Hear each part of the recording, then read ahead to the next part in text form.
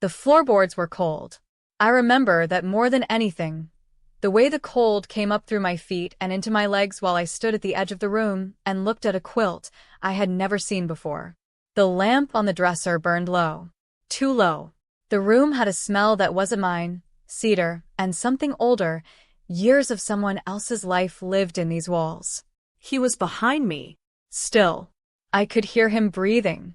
I did not turn around. I stood there, and I took inventory of everything I could see, because I did not yet know what I was waiting for. I'm Rebecca, and this is Plain and Still, a space for the stories that don't get told out loud. If something here finds you before you even know why, I'd love for you to subscribe and stay. And tell me in the comments, have you ever been asked a question you didn't know how to answer? I read every one. I had been told so many things. In the weeks before my wedding, the women in my community, my mother, my aunts, the older wives who had made this same journey years before me, they prepared me carefully, lovingly, with everything they believed I would need. What a wife's role looked like. What was expected. What was good, and what was God-ordained, and what simply was the shape of things, the way the Ordnung described the shape of things. Not harshly but completely the way a fence describes a field. I received all of it. I believed all of it. I walked into that room on my wedding night feeling genuinely prepared. I want you to hold that. It matters. Something happened in that room, that first night, that I have never talked about. Not because it was wrong. Not because I am ashamed of it. Because for a very long time, years honestly, I did not have words that were large enough to hold it. The small words I had didn't fit. The large words felt borrowed from a world I hadn't lived in yet. So I carried the thing in silence, the way you carry something awkward and fragile when you're not sure how to set it down. Tonight I'm going to try to set it down. I ask you to stay with me while I do. The morning of my wedding was plain in the way all important mornings in my community were plain. No ceremony of getting ready, no mirror gazing, no ritual of transformation. I put on my best dress, dark and familiar, the fabric washed soft over years. My mother made breakfast. We ate together. The house smelled of bread and wood smoke and the particular quiet that settles over a home when something is about to change inside it, and everyone knows it, and no one says so. She took my hands at some point, I don't remember exactly when, and she told me something. 6 words. I carry them out the door with me, like a lamp. The ceremony was held in a neighbor's home, as all Amish weddings are, long and communal and scripture-heavy. The community gathered, voices rising together in the slow hymns of the Osbund. Jonas sat on the men's side. I sat on the women's side. I watched him across the room the way you watch someone you are trying to know quickly, looking for information in stillness, in posture, in the particular way a person occupies space. He was steady. He was present. He was not unkind. I kept running those 3 things through my mind the way you run your hand over a railing on unfamiliar stairs, making sure it holds. The ride to his house was cold.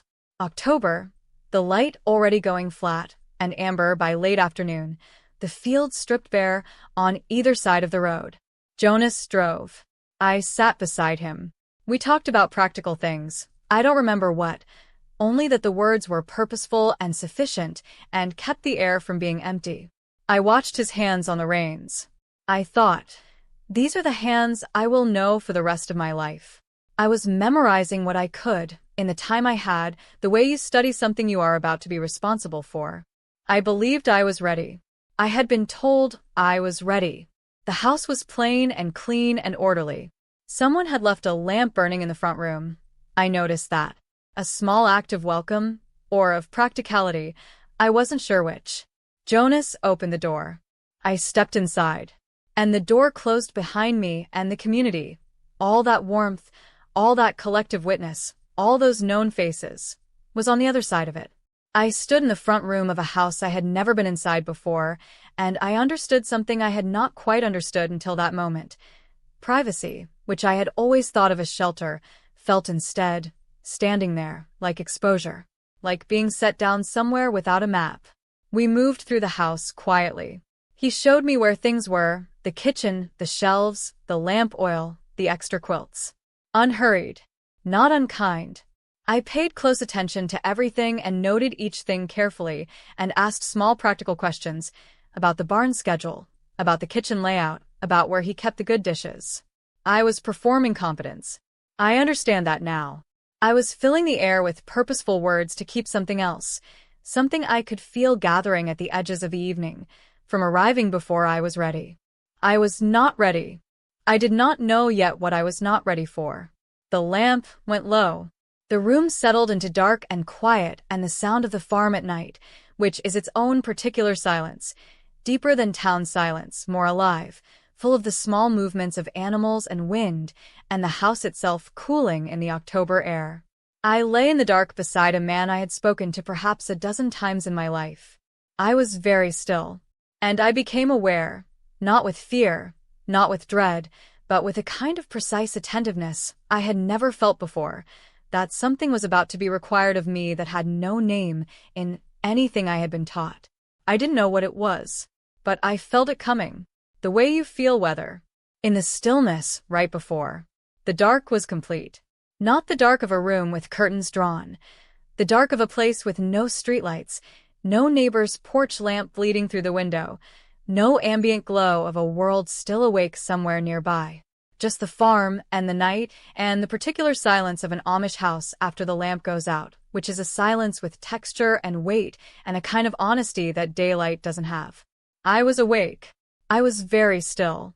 Jonas was beside me, and I could hear his breathing, slow and even, and I thought, not with resentment, just with a kind of quiet wonder, that he seemed more settled than I felt. More arrived. I was still in transit somehow. Still moving towards something I couldn't see. He spoke first. Something small, I don't remember exactly what, only that it was practical and brief, the kind of thing you say to fill a moment without demanding anything from it. I answered. There was a pause. Not an uncomfortable one. Just a pause, the kind that happens between two people who are both being careful, both feeling their way along the edge of something new without quite knowing its shape yet. I waited. He was quiet for a moment longer. And then, in the same low voice he had used for the practical thing, unhurried, without pressure, without any particular weight that I could have named in advance, he asked me something. He said, "Are you all right?" 3 words. That was the question. That was the thing no one had prepared me for. Not because it was frightening. Not because it was demanding. Because it was, and I have turned this over for 30 years trying to find a better word, and I cannot real. It was a real question, asked in the dark by a man who genuinely did not know the answer and genuinely wanted to. He wasn't asking about the night.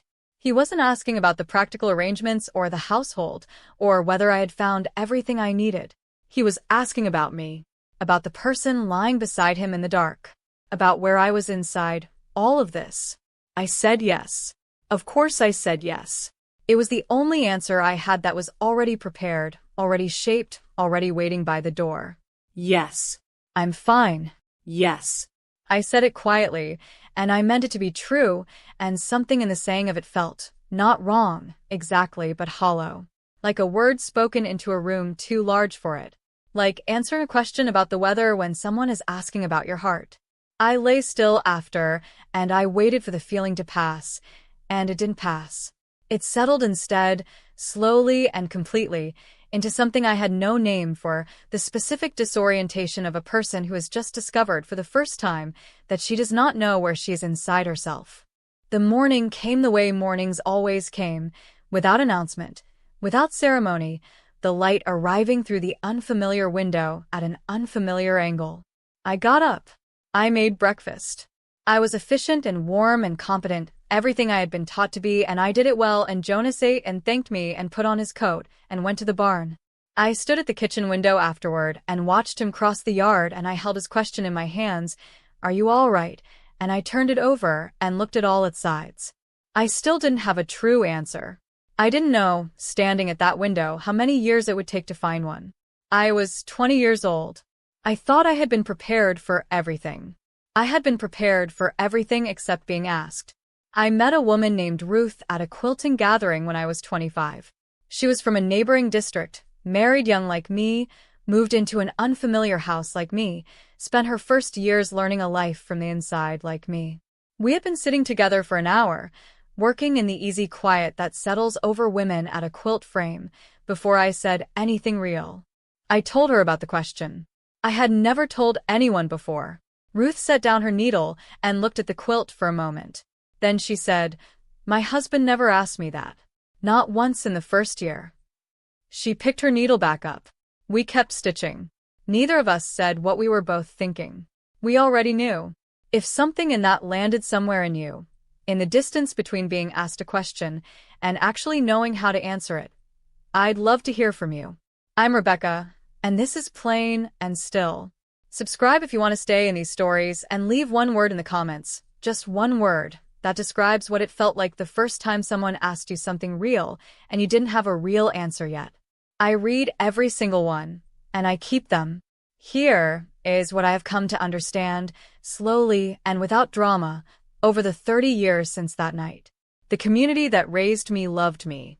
The women who prepared me gave me everything they had been given, and they believed it was enough, and it was enough for the life they had lived. The map was made with care. It was also missing something, not through cruelty, not through indifference, but because the women who drew it had never been given that section either. No one had ever turned them inward and said, "Here, this is also a place worth knowing." Learn to locate yourself. Learn to answer honestly. Both things are true. The love was real. The gap was real. I have stopped asking which one cancels the other out. What I did in the years that followed was learn to answer. Not all at once. Not in any single moment of arrival. There is no such moment in this kind of learning. No morning you wake up and find yourself fully known to yourself. It happened in increments. In the kitchen in the early mornings before anyone else was awake. On the slow walks I took along the fence line in autumn. I started asking myself the question Jonas had asked me, the one I had answered too quickly. "Are you all right?" And I learned to wait. To not say yes before I had checked. To sit with "I don't know yet" instead of filling the silence with an answer I didn't mean. Not knowing, I found, is not the same as being lost. It is sometimes the most honest place to begin. You may never have worn a prayer covering or lain awake in an Amish farmhouse listening to a silence so complete it had weight. But if you have ever been asked "Are you all right?" and said yes before you looked, if you have ever performed a readiness you weren't sure you felt, in a room, in a relationship, in a version of your life that asked something of you before you had words for it, then you already know what I am describing. The question doesn't expire. It is still open. It was open the morning after my wedding when I stood at the kitchen window. It was open for years. Jonas asked me if I was all right in a dark room 30 years ago, and I said yes, and I didn't mean it yet. I mean it now. It took time. It took asking myself the same question, quietly, without rushing the answer, until the answer that came back was true. You can do that. You can start tonight. You can start with one honest word, even if that word is "I don't know." That word is not an ending. That is exactly where the real answer begins.